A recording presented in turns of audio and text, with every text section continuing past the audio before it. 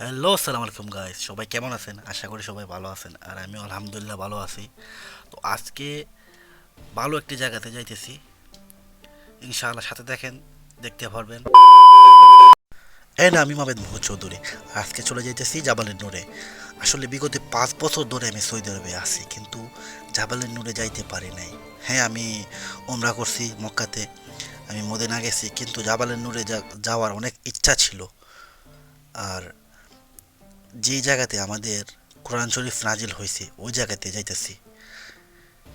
আমার কতটুকু ভালো লাগতেছে, কারণ মক্কা মদিনা ঘুরছি, অনেক জায়গা আছে সৌদি আরবে আমি দেখি নাই, দেখার অনেক ইচ্ছা, কিন্তু ডিউটির জন্য পারি না, ঘুরতে পারি না।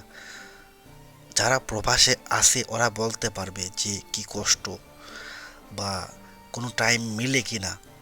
আসলে সকালে ডিউটিতে চলে যাই, রাত্রে আসি, রান্না পাকাই, খাই, ঘুমাই, নানান বিতিকিচ্ছা।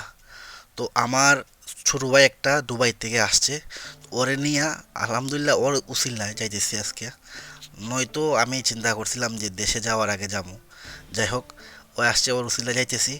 সাথে দেখেন আর কিভাবে উঠছি, দেখেন 1400 বছর, 1450 বছর আগে আমাদের হজরত মোহাম্মদ সাল্লাহ সাল্লাম, আমাদের প্রাণের নবী, কিভাবে উঠতেন এই জাবালিনের উপরে। এখন তো রাস্তা করে দিছে, এখন গাড়ি উঠতেছে, মানুষ হেঁটে হেঁটে উঠতেছে। তারপরেও আমি হিসাব করে দেখলাম যে আমাদের 40 মিনিটের উপরে লাগছে, চারজন মানুষ।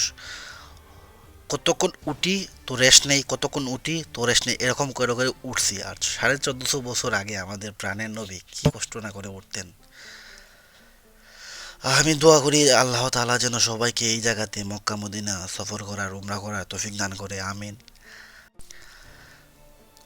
তো কি বলবো, আমার কাছে আমি আমি যে বলার ভাষা নাই, আমার কাছে অনেক ভালো লাগছে। তো এখানে সামনে দেখলাম, আসলে আমরা এশার নামাজ পড়ি নাই, তো সবাই মিলে এখানে এশার নামাজ পড়ে নিলাম।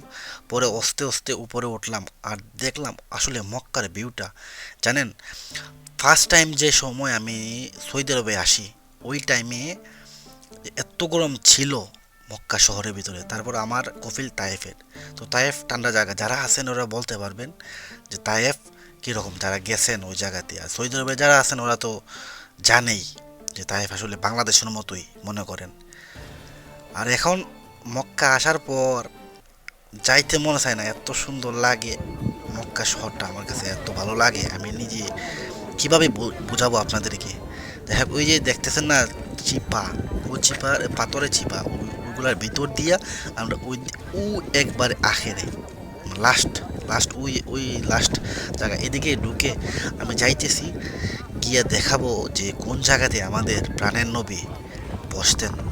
এখানে মার্ক করা আছে, আমি এত কিছু জানি না, যতটুকু জানছি এতটুকু আমি আপনাদেরকে বলছি ব্লগের মাধ্যমে। আর দেখেন মক্কাটা অপরূপ সুন্দর লাগতেছে। তো মক্কা যেই সময় আসছি, হ্যাঁ এই সময় অনেক গরম ছিল, গরম কাকে বলে। তারপর আস্তে আস্তে আস্তে আস্তে 3-4 মাস যাওয়ার পর এখন মক্কা এত ভালো লাগতেছে, বিশ্বাস করেন মক্কা ছাড়ার মন চায় না। আমি মক্কাতে অনেক কষ্ট করে কাজ করতেছি, কিন্তু মক্কা ছাড়তে ভালো লাগে না। আর যারা আসছেন মক্কা মদিনা গেছেন ওরা বলতে পারবেন কতটুকু। এই উমরাতে যারা আসে, অনেক মানুষ তো উমরাতে আসে বাংলাদেশ থেকে, পাকিস্তান থেকে, ইন্ডিয়া থেকে। আসলে ওরা যাইতে, আপনারা যারা আসছেন মানে সৌদি আরবে, আমি কীভাবে বোঝাবো যে যারা আসছেন উমরাতে, হয়তো ওরা যাওয়ার ইচ্ছে থাকে না।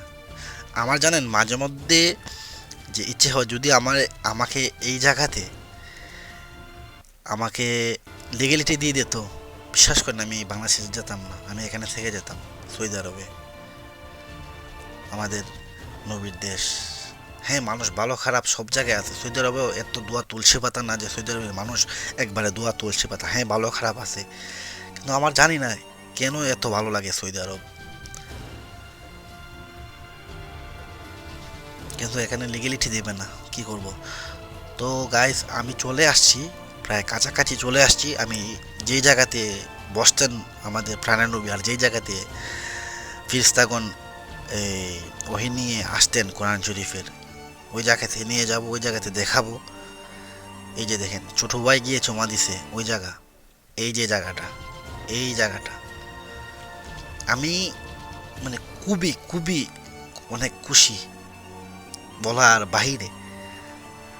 যাই হোক, আমি আমার ভিডিও জানেন আপনারা, আমার ভিডিও প্রায় 13-14 মিনিট কাটার পরেও, সারা ভিডিও দিলে তো 1 ঘন্টা হয়ে যেত, কিন্তু আমি কেটে কেটে 5-6 মিনিট বানিয়ে দিছি।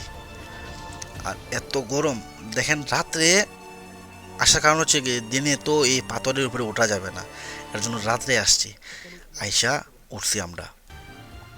আর সবচেয়ে খারাপ একটা জিনিস লাগছে যে অনেকে নাম লিখে যায়, নাম লিখে গিয়ে আপনারা ব্যস্তে চলে যাবেন, নাম লিখে কী লাভ? এই যে এই দেয়ালের নাম, ওই দেয়ালের নাম, যাই হোক, এটা জার্জির ব্যাপার, যে লেখছে ওই জানে, আমার এতগুলা কথা বলার কোনো নাই, মানে নাই।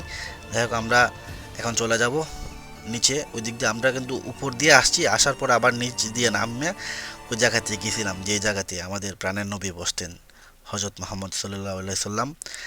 আর আমরা আবার এদিক দিয়ে উপরে উঠে ওই দিক দিয়ে নেমে যাব। তো আসার পরে দেখলাম এইখানে লেবুর শরবত বেচতেছে। তো বললাম, মামা কত করে? বলতেছে 3 টাকা। আমি বললাম, না মামা, ছাড়টা দেন, 10 টাকা দিব। দাম অনেক, ছাড়টা 4 রিয়াল, কিন্তু এখানে 6 রিয়াল বলুন উপরে। তারপর নিলাম, নিয়ে মনে করেন আমরা 4 জন খাইছি। আমার আসলে আমরা যে আসছি, দুবাই থেকে ছোটো ভাই একজন, বরিশালের বন্ধু একজন, আর বড় ভাই একজন। তো গাইস, সবাই ভালো থাকেন, ইনশাল্লাহ নতুন কোনো ভিডিও নিয়ে আসবো। সবাইকে সাথে থাকার জন্য ধন্যবাদ। আর আশা করি যারা যারা দেখছেন, লাইক কমেন্ট যদি করেন, ইনশাল্লাহ নতুন কোনো ভিডিও নিয়ে, নতুন কোনো ব্লগ নিয়ে আসবো। আর এটা আমার হচ্ছে 2য় ব্লগ। তো সবাই ভালো থাকেন, আসসালামু আলাইকুম।